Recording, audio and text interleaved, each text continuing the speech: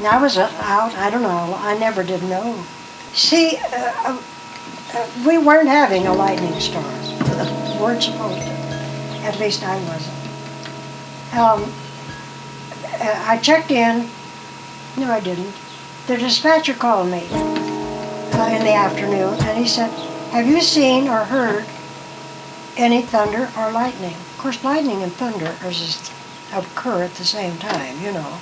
And I said, "No, Vern." I said, nothing at all. I don't even see any thunderheads." And he said, "Well, we were supposed to have a thunderstorm today." And I said, "Well, we haven't so far." So, just about that time, my stove went out. They had, I was burning a little gas stove, and it was turning cold as hell.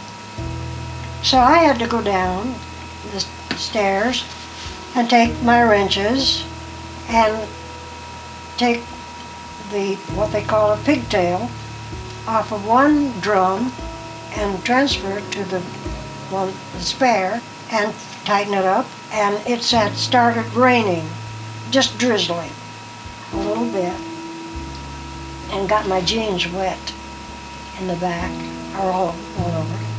So I got it changed fine and got wet in the meantime, and I went back upstairs and I lit the stove, and I backed up pretty close to the stove because I had gotten real cold. And my God, this lightning bolt hit, and of course I didn't know at the time because it hit me too. It hit the antenna, which was a great big pipe, 3 different size pipes to go up into the air. It hit that, it just disintegrated that, and it came down the lead-in wire, hit the stovepipe, and then hit me. Of course, if I'd got the direct hit, I would have been killed immediately. But it knocked me out, and I, of course, had a little lady, and she always got so scared. So I don't know how long I was unconscious on the floor, and when I come to, she was licking my face. Otherwise, she usually got under the bed or something. Yeah. But the poor little thing, I guess she knew I was in trouble. So I got up, and I didn't. The stove had gone out again, and I turned off the gas.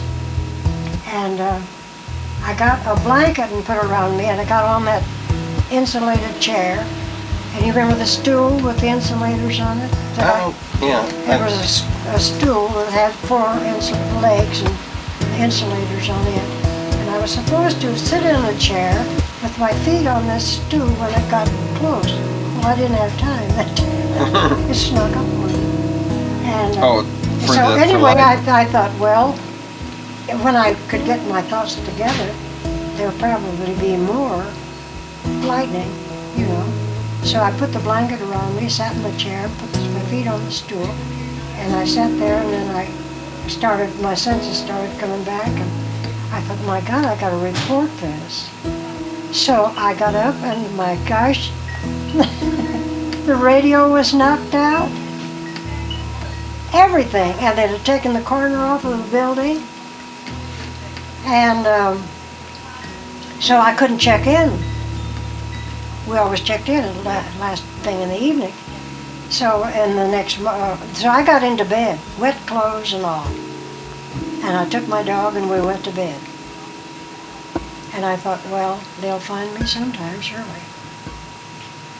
So the next morning, I got up and, of course, I couldn't check in. So I waited and I put in the log book, just what I thought of all of the sons of bitches. And I mean, I wrote it right out. Do not get in touch with me, And I put in there, I will stay here till 10 o'clock. And if no one has found me, by that time I'm leaving this goddamn place. Now that wasn't very nice. So I waited till 10 o'clock, nobody showed up.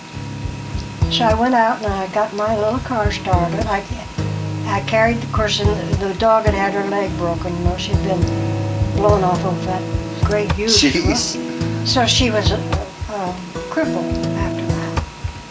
And so I carried her and went downstairs. I locked the damn trap door and went down the steps. And when I got to the bottom step with my little pooch, there was cement right at the bottom after the last step. I slipped on that and fell and hurt my back, but I couldn't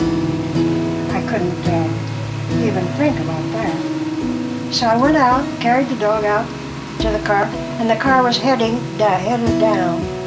And I thought, now if I can get it started, I'm all okay until I get to one place. I don't know if you remember, I'm sure you don't.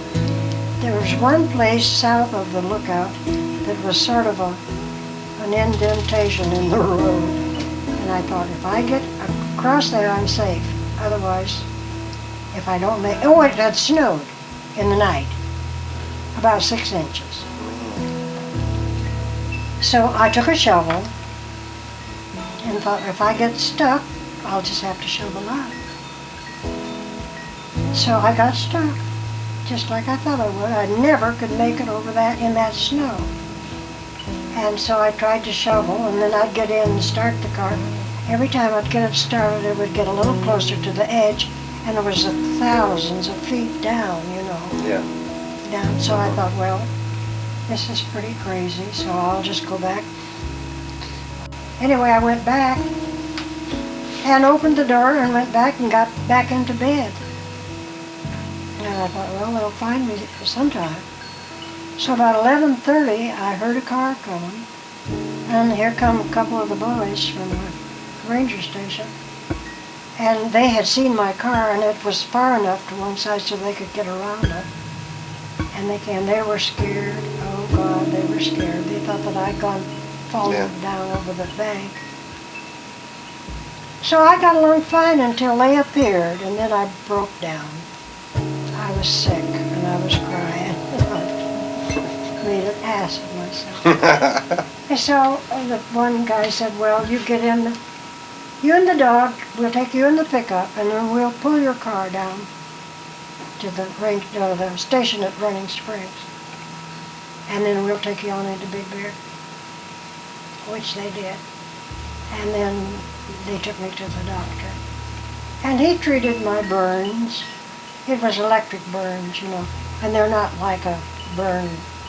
They're under the skin, and they're zigzag, funny. And so I was off, I think about 18 days.